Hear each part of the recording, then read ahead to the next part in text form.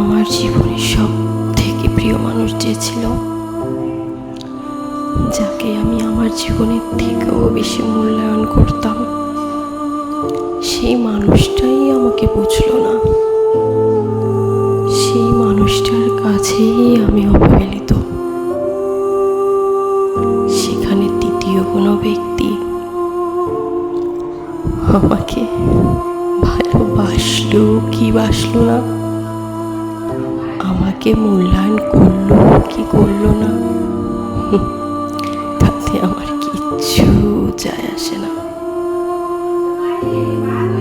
বেঁচে যে আছি এটুকুই তো অনেক বেশি। আমার মতো এই অবস্থানে যারা আছে, তাদের জীবনে বেঁচে থাকাটাই তো অনেক বড় একটা রহমত। আলহামদুলিল্লাহ। তোমরা ভালো থেকো।